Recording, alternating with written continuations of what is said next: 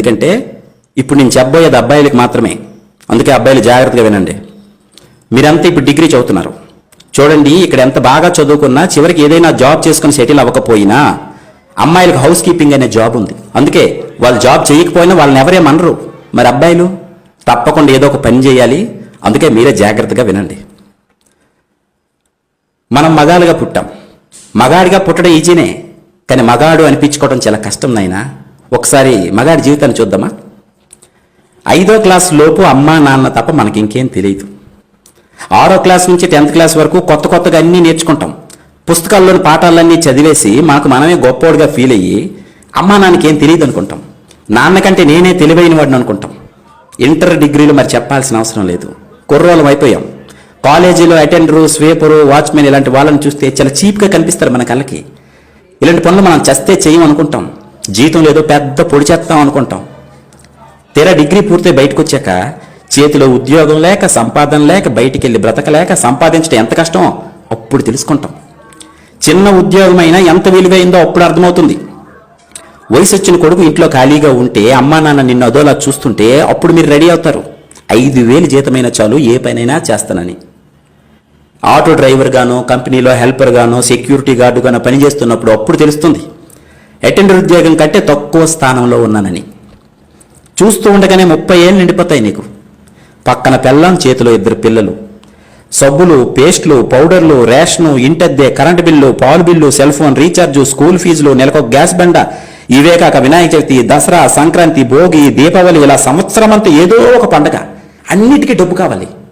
ఒక్కసారి వెనక్కి తిరిగి చూస్తే బాధ్యతల అగాధంలో పడిపోయి ఉంటావు. వచ్చిన శాలరీ సరిపోదు, ఎక్కడ చూసినా అప్పులే. సడన్గా పిల్లలకు బాగాలేకపోతే వణికిపోతావు. చేతిలో 500 కూడా ఉండదు. జీతం రాగానే ఇస్తాను, 500 ఫోన్ పే చేయరా అని క్లాస్మేట్ ఫ్రెండ్కి ఫోన్ చేస్తావు. డబ్బు సంపాదించడం ఎంత కష్టమో తెలుసుకుంటావు. ఇప్పుడు కాలేజీ రోజుల్లో అన్నీ నీకే తెలిసని ఎగిరిపడే నీకు 30 ఏళ్ళు నిండితే గానీ అసలు జీవితం అర్థం కాదు. అంతలోనే నీ పేరెంట్స్ ఈ లోకం విడిచిపోతారు. అప్పుడు తెలుస్తుంది నీకు జీవితం అస్సలు విలువ. కూలి పని చేసైనా నీ తండ్రి నిన్ను ఎలా పెంచాడో గుర్తు చేసుకుంటావు. ఊరంతా బలాదు తిరిగొచ్చిన అమ్మ ఎలా భోజనం పెట్టేదో గుర్తొస్తుంది నీకు. అప్పుడు ఏడుస్తావు బయ్యో.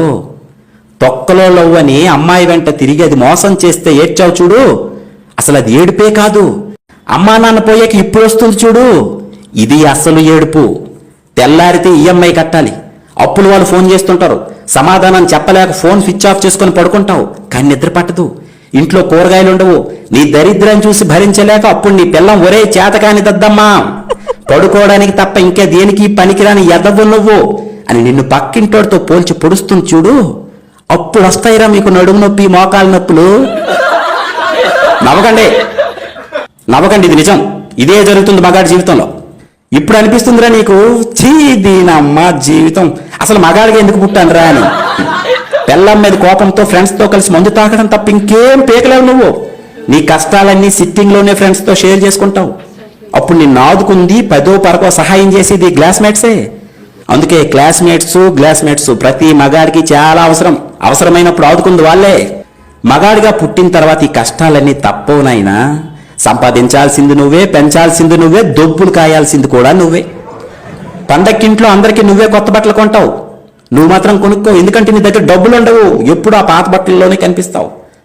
అప్పుడు తెలుస్తుంది మీ నాన్న ఎప్పుడు చిరిగిపోయిన బనియన్తో, అరిగిపోయిన చెప్పులతో ఎందుకు అలా సింపుల్గా కనిపించేవాడో. ఇప్పుడు అర్థమవుతుంది.